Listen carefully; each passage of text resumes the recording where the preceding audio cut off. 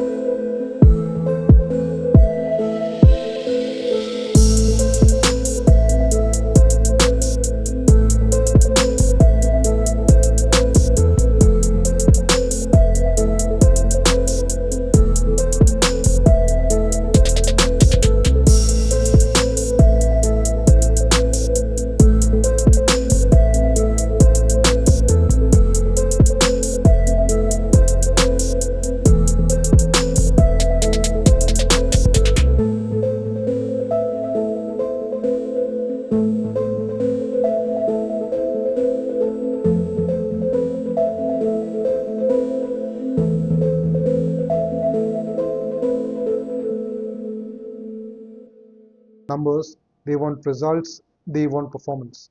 And Ather's numbers, despite the strong 1600 crore revenues, the losses of 640 crores in FY24 was something which the consumers and the investors, it was too big to digest. Margins were still negative, and it had no clear roadmap to profitability. After over a decade in business, public investors were asking, if you're not profitable now, when would you be? And after a decade, everyone would expect some semblance of profitability, but there's still no clear roadmap for the same. Point number two, the EV subsidy rug pull. Government cuts the FAME to subsidies, which was essentially the backbone of the entire EV industry.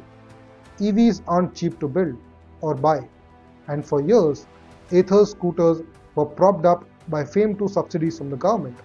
But in 2024, those subsidies were cut dramatically, which meant prices shot up, sales slowed down, and suddenly Ather's value prop didn't feel as strong because people felt the cost of saving the money in fuel is not as high as the actual price of the scooter. Point number three, brutal competition. While Ather was perfecting software and hardware, Ola Electric was going full speed with aggressive pricing, mass appeal, and its already existing vast distribution because of the Ola Cabs network. Despite all the issues it faced, Ola Electric was still one of the leading electric scooter players in India. TVS and Bajaj weren't sleeping anymore. They bought legacy, scale, dealer networks, and competitive scooters. In fact, Bajaj Chetak is right now India's number one EV scooter. The result, Ather started looking less like a market leader and more like a niche luxury player fighting for space. Point number 4, Hero's shadow. Now here's something the public doesn't always see. Hero Motocorp owns over 36% of Ather. On paper, that's a good thing. Big money, big muscle, big distribution channels. You would think with the existing power and network of Hero Motocorp, that would benefit Ather a lot, right?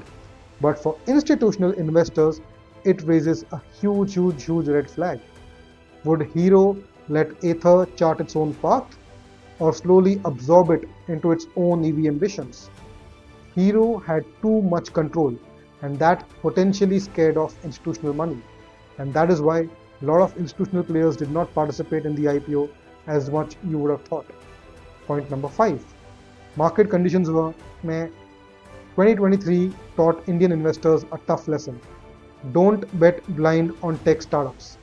By 2025, the mood has shifted. AI is hot, pharma was peaking, but loss-making EV companies, not so much. In fact, most IPOs in 2025, including Swiggy for that matter, have not performed as per the market expectations. Combine that with the current tensions between India and Pakistan and the potentiality of war so close by, and you saw the ceasefire which very recently happened, but still there's still a lot of tension. With all such macroeconomic factors, it was extremely tough for Ather to get attention of investors. So when Ather rang the bell at the stock exchange, there wasn't much ringing in the investors' heads. No frenzy, no fireworks, no circuit breakers. Just a polite applause, but a slow fade into red. So, what now for Ather? Here's the truth most people won't admit. Ather's IPO wasn't a failure, it was a wake up call. They've built incredible IP, their scooters are top class, their charging network absolutely phenomenal. But the stock market doesn't reward potential, it rewards performance. Now that Ather is a public company, the storytelling ends and the performance journey begins. With all the strategic advantages which Ather has because of a competitive product, a competitive charging infrastructure, and competitive distribution network, now over the next 1 or 2 years, they can gradually move away from the loss making current cycle into a fairly profitable business which the investors want to see and gradually see the hockey stick growth which everyone accepts from them. The next 12 to 24 months are absolutely critical. Can Ather cut losses? Can it expand without burning cash? Can it hold off Ola's blitzkrieg marketing? This isn't the end of the story. This is just the start of Act 2. Just like as it said, picture abhi baki hai mere dost, and that's what exactly it is right now. Ather built a company that defied the odds, but now they have to do something even harder. Win the stock market's trust. Let me know in the comments what you think. Do you think Ather will bounce back or fade away into oblivion? And if you love startup deep dives like this, share it with your friends, subscribe, turn on the bell icon so you don't miss out on the next one. See you again.